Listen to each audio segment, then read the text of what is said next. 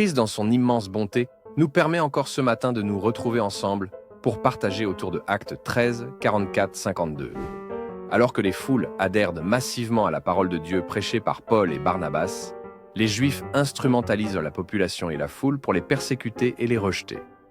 Mais malgré tout, Christ assure la propagation de la parole de Dieu au travers de ses apôtres. Comme quoi, rien n'arrêtera jamais l'œuvre de Dieu. Mais l'alarme que nous sonnons ce matin, c'est pour toutes ces personnes qui instrumentalisent dans les uns et les autres pour nuire à ceux qui font l'œuvre de Dieu et contribuent à la construction de la cité.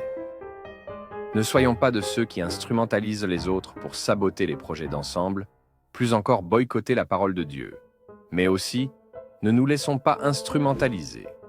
Frères et sœurs, la parole de Dieu est prêchée, les foules se convertissent, mais tout ce que les Juifs trouvent à faire, c'est d'instrumentaliser certaines personnes pour qu'elles sabotent le travail des apôtres.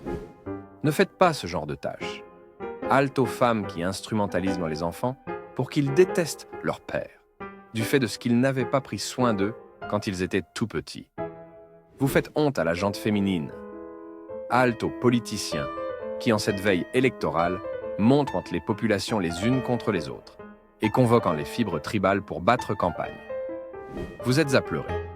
Halte à ceux qui, en cette grande période des réunions familiales, instrumentalisent certains frères et sœurs pour empêcher aux projets familiaux d'avancer.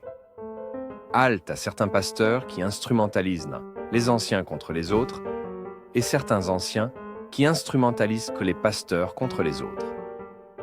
Vous êtes à pleurer. Comment comprendre qu'une mère d'enfants monte ses enfants les uns contre les autres?